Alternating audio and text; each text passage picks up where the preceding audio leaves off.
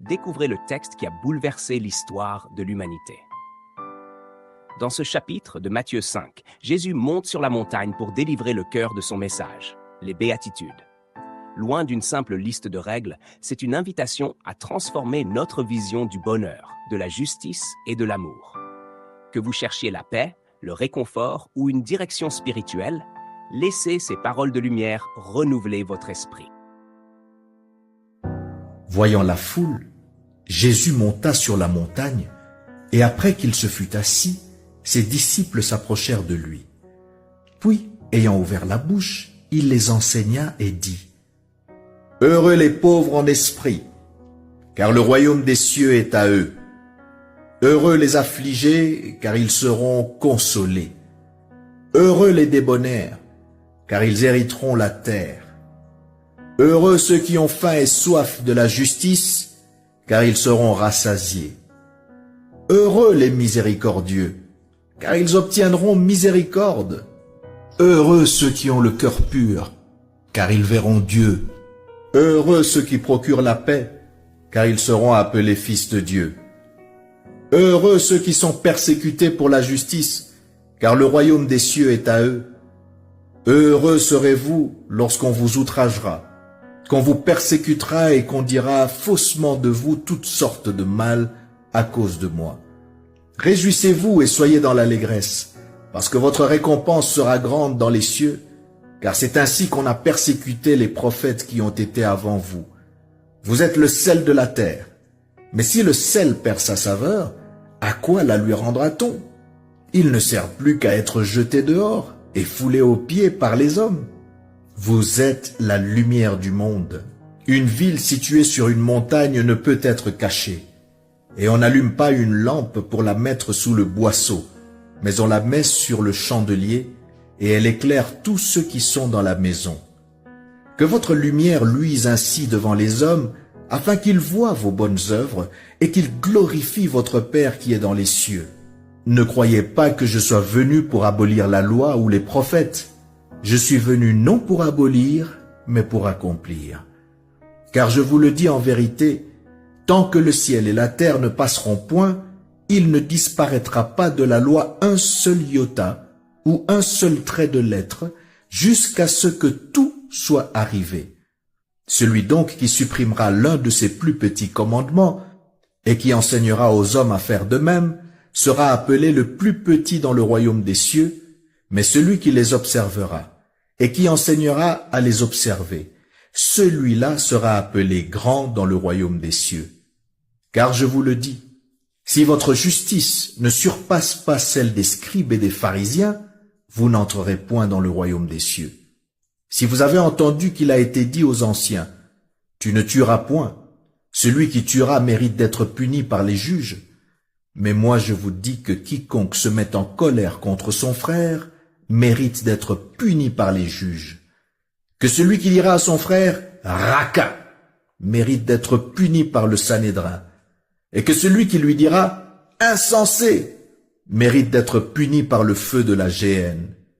Si donc tu présentes ton offrande à l'autel, et que là tu te souviennes que ton frère a quelque chose contre toi, laisse là ton offrande devant l'autel, et va d'abord te réconcilier avec ton frère, puis reviens présenter ton offrande. Accorde-toi promptement avec ton adversaire, pendant que tu es en chemin avec lui, de peur qu'il ne te livre au juge, que le juge ne te livre à l'officier de justice, et que tu ne sois mis en prison. Je te le dis en vérité, tu ne sortiras pas de là que tu n'aies payé le dernier cadran. Vous avez appris qu'il a été dit, tu ne commettras point d'adultère. Mais moi je vous dis que quiconque regarde une femme pour la convoiter a déjà commis un adultère avec elle dans son cœur. Si ton œil droit est pour toi une occasion de chute, arrache-le et jette-le loin de toi. Car il est avantageux pour toi qu'un seul de tes membres périsse, que ton corps entier ne soit pas jeté dans la géhenne. Et si ta main droite est pour toi une occasion de chute, coupe-la et jette-la loin de toi. Car il est avantageux pour toi qu'un seul de tes membres périsse et que ton corps entier n'aille pas dans la géhenne. Il a été dit que celui qui répudie sa femme lui donne une lettre de divorce. Mais moi, je vous dis que celui qui répudie sa femme, sauf pour cause d'infidélité, l'expose à devenir adultère, et que celui qui épouse une femme répudiée commet un adultère. Vous avez encore appris qu'il a été dit aux anciens, « Tu ne te parjureras point, mais tu t'acquitteras envers le Seigneur de ce que tu as déclaré par serment. » Mais moi je vous dis de ne jurer aucunement, ni par le ciel, parce que c'est le trône de Dieu, ni par la terre, parce que c'est son marchepied, ni par Jérusalem, parce que c'est la ville du grand roi. Ne jure pas non plus par ta tête, car tu ne peux rendre blanc ou noir un seul cheveu. Que votre parole soit oui, oui, non, non. Ce qu'on y ajoute vient du malin. Vous avez appris qu'il a été dit « œil pour œil et dent pour dent ». Mais moi je vous dis de ne pas résister aux méchants. Si quelqu'un te frappe sur la joue droite, présente-lui aussi l'autre. Si quelqu'un veut plaider contre toi et prendre ta tunique, laisse-lui encore ton manteau. Si quelqu'un te force à faire 1000, fais-en 2 avec lui. Donne à celui qui te demande et ne te détourne pas de celui qui veut emprunter de toi. Vous avez appris qu'il a été dit, tu aimeras ton prochain et tu haïras ton ennemi. Mais moi je vous dis, aimez vos ennemis, bénissez ceux qui vous maudissent, faites du bien à ceux qui vous haïssent et priez pour ceux qui vous maltraitent et qui vous persécutent, afin que vous soyez fils de votre Père qui est dans les cieux, car il fait lever son soleil sur les méchants et sur les bons, et il fait pleuvoir sur les justes et sur les injustes.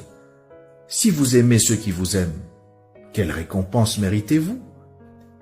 Les publicains aussi n'agissent-ils pas de même? Et si vous saluez seulement vos frères, que faites-vous d'extraordinaire? Les païens aussi n'agissent-ils pas de même?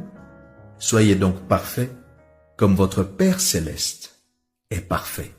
Oh, Jésus veut te sauver, te donner la vie, car sur la croix, il fut cloué pour ta liberté.